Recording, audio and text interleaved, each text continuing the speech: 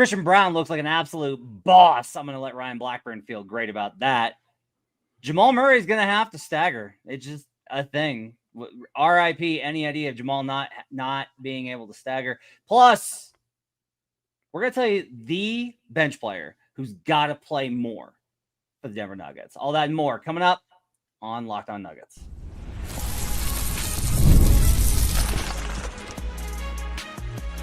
You are Locked On Nuggets, your daily Denver Nuggets podcast. Part of the Locked On Podcast Network, your team every day.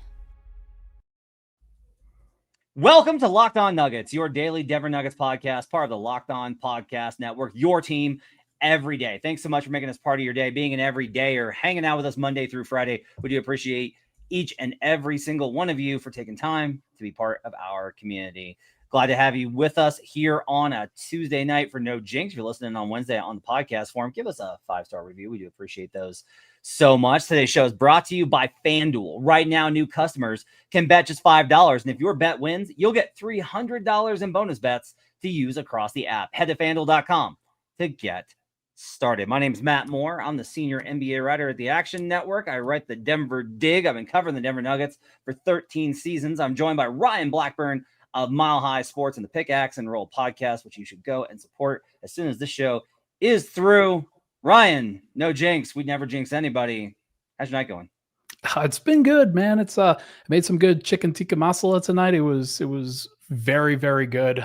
I've been watching Alice in Borderland with my brother. That's a Japanese show that was on season 3 right now. That's like a very similar to Squid Game in some ways, but I really like it. I think it's better than Squid Game. It's a good watch for everybody. Well, we're recording this. The Avs are up 3-0. Hope they get the win. No jinx. Heck yeah. My wife is watching that, and John asked me in the comments, how are you not watching the Avs with the wife, Matt? And the answer is, one, she's working. She's grading papers, which is not the most fun time to be around her because she curses a lot. And then 2, my wife during Avalanche games turns into some other person, just like a different human who, like, my wife's like a book nerd. And then the Avalanche come on and she turns into a raging psychopath. I love it, but it's a lot to be around. So I'm down here doing It's awesome. the show with Ryan. We're going to talk about a lot of stuff today. We're going to talk about the player that's got to play more off the bench. We're going to talk about Jamal Murray having a stagger again this season. But we'll start here, Ryan. Christian Brown looked absolutely phenomenal last night. Physicality at the point of attack on drives was much better than in game 1. But I wanted to ask you specifically, and look, neither one of us are shot doctors. I don't think it takes a genius to figure that out. So I will actually ask around to some folks I know and say, hey, how does Christian's shot look to you? But he goes 3 of 3 last night, knocks down those 3-pointers. I have 2 questions for you because this has been an ongoing interesting thing with Christian. Sure. Do you think he can be not an elite? I'm not asking for him to be an elite level shooter, but do you think he can be 75th percentile or better as a volume catch and shoot 3-point shooter? And 2, does he really need that for his game?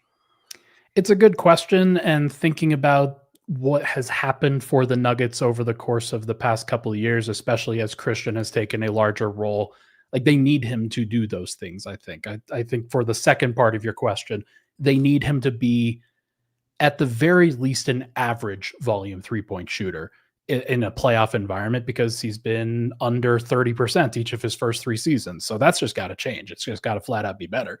But I think for the first part, the shot just looks better. He hasn't touched the rim on any of the 4 threes that he's attempted so far in this in this preseason.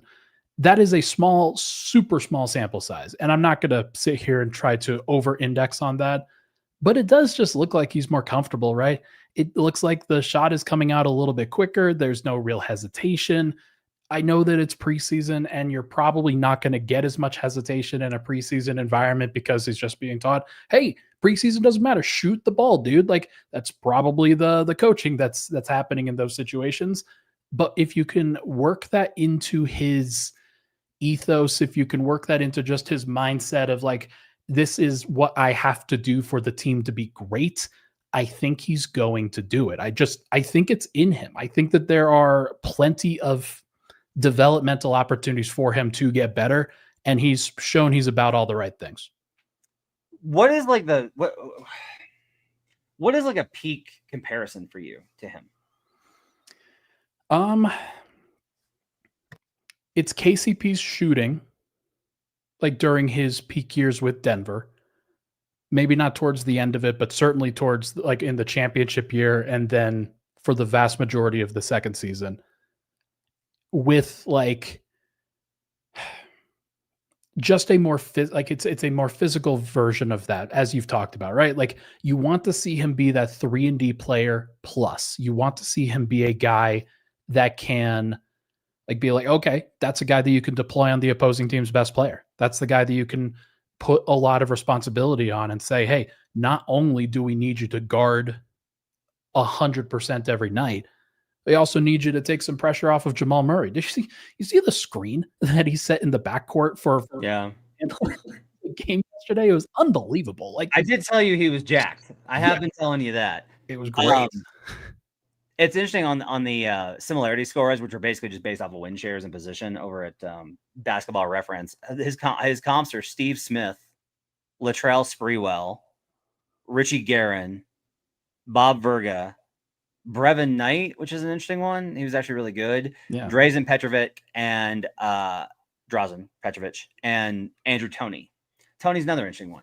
So, I think the KCP thing, the only thing I will say is, as usual, you're underrating KCP because KCP was really good at like off balance. Like that was the thing with KCP is you could run him off of a screen and he's like fading out of bounds and he'll still make that. Christian to me is always going to be like a catch, position, shoot, lots of space, rise, and he can make it.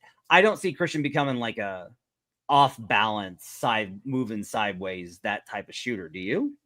I think that so the answer is probably not, but we have like I think what we've learned about Christian so far is that putting a cap on it is probably a bad idea because what he's shown from the first year where, yeah, it just looked like he was an energy guy who wasn't really going to be able to do much. And then in the second year, the development didn't look that great overall. There were a lot of shaky moments. The defense took a step back until the second half of the year where he really started to take steps forward. And then he became the starter and then things started to really take off. I just think that this is a step-by-step process with him where we just don't know where this thing is going to go yet. You think he has a lot more, because the idea with him always being drafted was like low ceiling, high floor player. Yeah. You think like he has like a really high ceiling? I think that there is more to his game from a ball handling and like he hit a little 12-foot float, like 12 foot kind of step back fade away shot in the like towards the end of the game or towards the end of his stints last night. And it's those kinds of things that you just like you add that slowly. You add those things in and it's like, okay, there's a little tidbit there. There's a little tidbit there. And then they start to become a little bit more consistent as he takes more and more of those shots. And you start to realize, hey, he's now really comfortable taking shots off the dribble. It's just it doesn't look like Jamal Murray taking shots off the dribble. It's just a little different. So I'm not going to write it off. I don't think he will get there. I think that it's probably more likely to be, again, kind of because KCP, while he can't, like he takes off balance shots, but when he's at his best is he's a 3-and-D guy. Like you want him to really focus in on those particular skills. With Christian, I actually think like he showed some real playmaking chops last year, or like at least some vision. And I think that there will be more of that this year. I like this because you're saying I'm not expecting it, but if he does it, I was right. I like this. This is smart positioning. This is the kind of analysis that you get here on Locked On Nuggets, where I get to walk both sides of the line and then be right all the time. Yeah, we're far apart on this, but that's okay. I think it's okay to have different opinions on him. One final note that I think is really hilarious. So I was listening to the comps. Those were that was based off of the first 3 years of a player's career. That's the players he comped to for their entire careers. Charlie Beasley, Buddy Jeanette, Steve Chubin, Tim Legler was the next one on the list. At the end of this list, what's that name? Oh, Jalen Green. That's interesting. Up next on Locked On Nuggets, we'll talk about Jamal Murray and why. Well, I got bad news. The stagger must return. We'll do that coming up on Locked On Nuggets. Most people can't name all the financial accounts or even what they're worth, whether it's 401ks, properties, or investments. I forgot I had a 401k at a place. I just forgot. And then like we got a notification and my wife's like, "What is this?" And I was like, "Oh, I guess I had a 401k." She's like, "You guess?" I said, "Yes." When you don't have the full picture, you can end up leaving money on the table. Trust me, it's true. That's why there's Monarch Money. It's an all-in-one personal finance tool that brings your entire financial life together in one clean, easy-to-use interface on your laptop or your phone. Monarch's built for people with busy lives. If you put off organizing your finances, Monarch is for you. Monarch does the heavy lifting for you. You can link all your accounts and minutes, see clear data visuals, get smart categorization of your spending, and finally feel in control of your money without ever touching a spreadsheet. You can identify that you aren't saving as much as you thought. Monarch helps you notice an inefficient investment allocation and discover forgotten 401ks from past jobs, just like I mentioned. Don't let financial opportunities slip through the cracks. Use code LOCKEDONNBA at monarchmoney.com in your browser for half off your first year. That's 50% off your first year at monarchmoney.com with code LOCKEDONNBA. We'll be right back on Locked On Nuggets. Welcome back to Locked On Nuggets. So the big glaring thing with the bench the last two games, and Nuggets Reddit was talking about this. I'm paying close attention to the Nuggets Reddit in these preseason games. The comments of like, need another ball handler, gotta get another ball handler, need another guy, bench unit can't bring the ball up, getting pressured too much, those type of things. And I want you to do this segment. I need you to do this for me. I am asking you to do this without killing Julian. Like, I understand he hasn't had a great start. I want to do it without killing Julian. Bro, he had to play power forward this last game. I ain't going to blame him for that. Holy cow. I mean, that's dumb. Bruce had, I think, 4 turnovers. Yeah. Last night. So I've wanted to see what it would look like if you just put Jamal and Joker together and kept them together. If you just, I call it the handcuff, where it's just like, look, this is the best 2-man game. Let's make sure you're getting the most out of it. Play it for 35 minutes of the game. Just put those two together and kill everyone in the minutes that those two guys are together because they're so good together and they open up everything for everybody else. It's not going to happen this year. I am like, after game 2, I am already like, okay, it's going to have to be Jamal. I think it's more than fine because in particular, my experience in San Diego and talking to people and seeing things, I'm just like, Jamal understands how to play with JV in a way that he never understood how to play with DeAndre Jordan or with Zeke Naji or with DeMarcus Cousins or with Thomas. He never got to play with DeMarcus for what it's worth. Whatever. Thomas Bryant or with even with Mason, honestly. Yeah. Even with Mace. It was mostly Monte and Mace running pick and roll. So I think he understands JV because JV's game is it's not identical. It's not like, oh, JV is just like Costco Jokic. That's not true. It's like it is a different game, but he understands how to play with them, and they have really good synergy, and that's from David Edelman's words himself. So it's just the reality is the only way to be able to probably sufficiently get the bench unit where it needs to be is they're going to need to put Jamal with that second unit to solve the ball handling problem. So I'm not surprised that Adelman handled the rotation that he did through these first 2 games. I am surprised that DaRon Holmes has been as buried as he has been, but like we'll get to that in a bit. What I'm not surprised is that he's done hockey substitutions where he's trying to get the 5 starters and the 5 bench guys to develop a little bit of chemistry, see those lineups work together, maybe kind of tweak some things in the middle every now and then. But for the most part, it is the same for a couple of games. Now, like he's going to get a few practice days. And then the next 3 preseason games, I think, are probably going to be used for exactly what you're talking about. Going to blend some starter lineups, rest multiple starters, try to get some extended minutes with different combinations, and really explore whether guys like Jamal Murray need to play with those bench lineups and whether he could actually prop those up. Like the theory of the practice makes a lot of sense, right? Where he is a primary ball handler with that group. He runs 2-man game with Valanciunas. You've got Bruce Brown and like Tim Hardaway Jr. is kind of the accompanying shooting guard types. You've got Peyton Watson as a defender. I do think that there is a world where it doesn't have to be Jamal.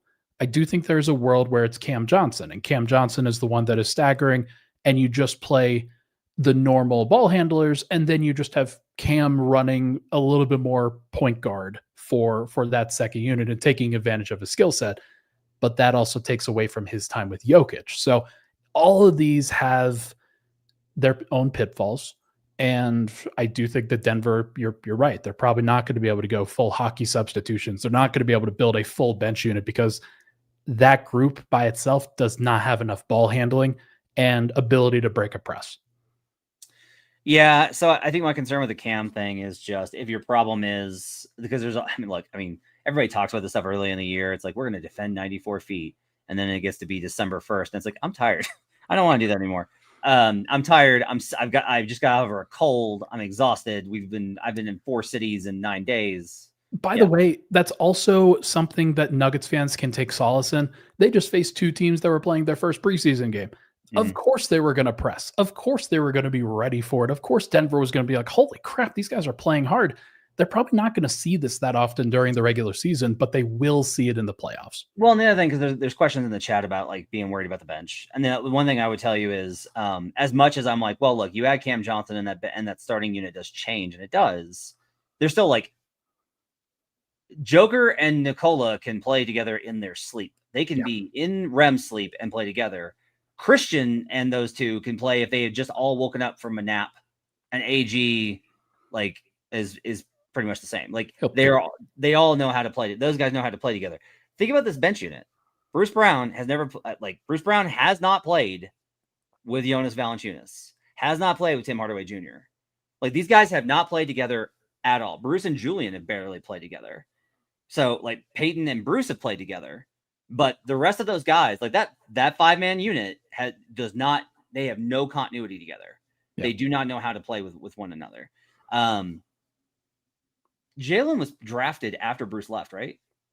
He was. So they drafted him 37th pick or 32nd pick in that 23 draft. Yeah, after the championship. So I'm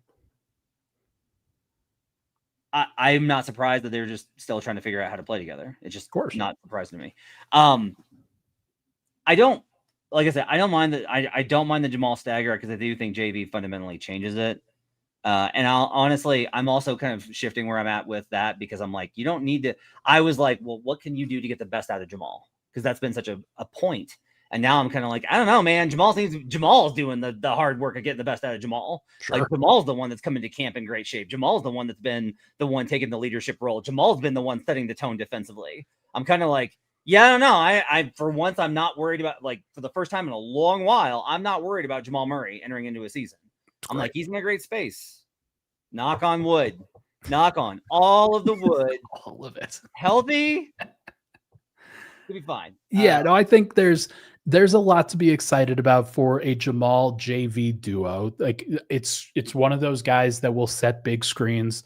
And it's one of the things that I noted about JV when he was with Sacramento, where they were actually positive in the minutes without Domantas Sabonis while JV was there because he was playing with Zach LaVine, because he was playing with DeMar DeRozan, because he had another guy that was able to take on some pressure from the playmaking department and really pair with somebody else that you could really trust in those situations. Jamal is a guy that you could really trust in those situations.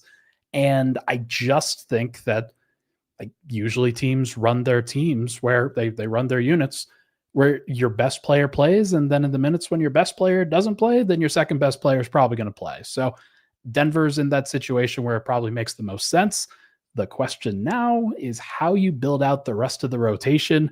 If you are staggering another point guard, do you rest? Like, is Jalen Pickett ever going to get on the floor? Is Julian Strawther going to get on the floor? Is Bruce Brown going to have his minutes cut? Is Tim Hardaway going to have his minutes cut? Peyton Watson ever going to play small forward, or is he going to be pushed to power forward the entire time? I think these are all fair questions. Yeah, I think this is what's great, though. We got a lot more to learn before we even start the regular season here in 2 weeks. So that said, there is a guy on the bench the Nuggets fans already want to play. And by Nuggets fans, I mean Ryan Blackburn. And we're going to talk about it and we're going to break it down. And I'm going to try not to be an insufferable jerk about it. I'm going to work very hard That's coming up next on Locked On Nuggets. The NFL season's here, and FanDuel has an offer you don't want to miss. Right now, new customers can bet just $5 and get $300 in bonus bets if you win. That's right. Pick a bet, put down $5, and if it hits, you'll unlock $300 in bonus bets to use across the app. I was so exhausted last night, and I'd done multiple pods after, and I almost jumped on just to like take the grief over the NFL happenings last night from the chat. Congrats to the Broncos on an excellent win versus the Philadelphia Eagles. I am a little bit worried about this spot. I think this is like not the greatest spot in the world for the Broncos coming off of that big win in Philly. But honestly, gotta be really, to be real with you, kind of glad you exposed them. So thanks for doing that. The division is right there for the taking. What are you waiting for? Visit FanDuel.com to download the FanDuel app today and get started. We'll be right back on Locked On Nuggets. Back here on Locked On Nuggets. Thanks for joining us and making us part of your day. Appreciate Did you enjoy the grief that I was giving you personally on the show? I have not been able to watch it, and now I will not. Now you can just keep those yourself, sir. It was so funny. Miserable game that was for me. The worst part of that game was that when they were up 14-0, I was watching it with my dad, who I've either watched or called after Chiefs games for like 20 years now. No, that's sweet. I've been watching games with him since I was 5. And they're up 14-0, and my dad says, you know what? Finally, we just get to enjoy an easy game where they just look good. And my mom and I both like turned and are like, what are you doing? Now I know where you get it from. 21-14 run. No jinx. Okay. So I want to talk about pace. I want to talk about turnovers. We'll see if we get there. Okay. Because I think we got to talk about this. DaRon Holmes is making all the shots. He plays 425 last night. Made a big shot at the end of the game. 6 points, 2 boards, and 425. And the rebounding thing that I talked about is starting to be more of like a more and more people are saying like this is getting to be kind of an issue with the power. Can't blame Peyton Watson though. That dude has been rebounding up a storm. Yeah. I give him a ton of credit for that. Yeah.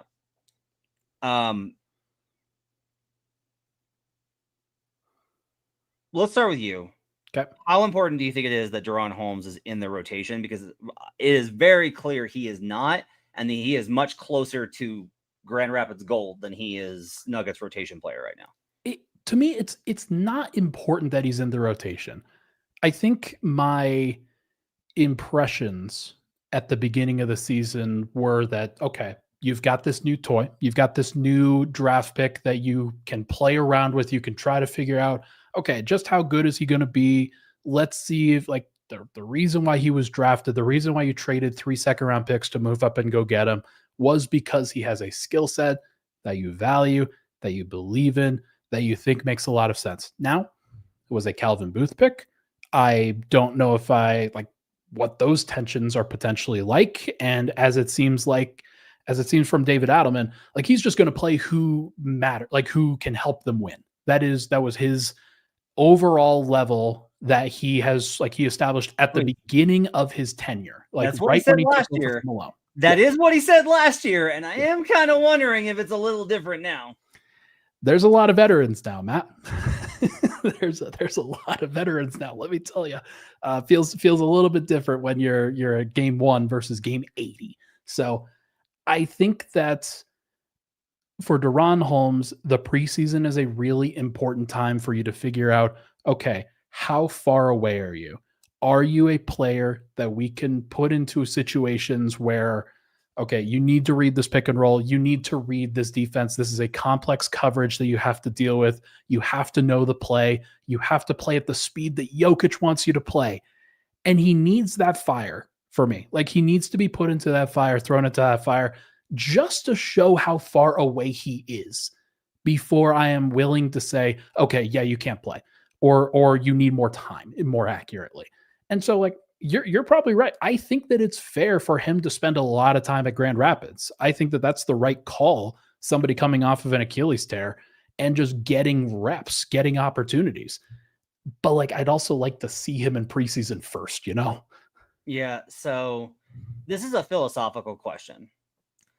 And instead of answering the question, I just want people to think about it fully before they come to a conclusion. Because what happens is fans see guy comes in, makes 2 shots, makes all of his shots, makes a rebound, and they're just like, that guy's awesome. Yeah. Why doesn't that guy play? Look at him. The ball went in. Kessler Edwards. Right? And the problem is that the questions were asked about DaRon during training camp, and it was like, yeah, you know, he had a really rough start on that first day, and it's like he was better today, not good, better today. That's a tough compliment. And it's apparent that he's behind on these things that coaches, veteran players care about. So much of this is just like how it feels to play with you. And for fans, they're watching for the result of, you don't care if the guy knew where he was supposed to be. You cared that he threw the ball in the air and it went through the little circle with the net attached. Yeah. And I think that's totally fair. The question is just like, this is a really interesting philosophical question. If a guy doesn't grasp I don't know if he does or not. I don't know. If a guy doesn't grasp all the and he shouldn't know it. Like DaRon can't know everything. He's been very young. Hurt all year. Yeah. He's hurt all year. But if he doesn't know what he doesn't know, and he doesn't know where to be or how to be or what angle to take or this thing or make sure to get out of the way of this process or whatever, but he looks really good in these minutes in the game, what should Adelman care about? I understand why fans care about the game, but like, should Adelman, because this does get to whoever, like if he's going to say whoever helps us win the game, well, the guy's good in games, because there are so many players in the league, Ryan, who are great at practice and not good in the game, and not good at practice and have terrible habits, but they get stuff done in the game. And I struggle with what you're supposed to do there, because if you're trying to build cohesiveness and chemistry and for things to work the way they're supposed to work, there's got to be process.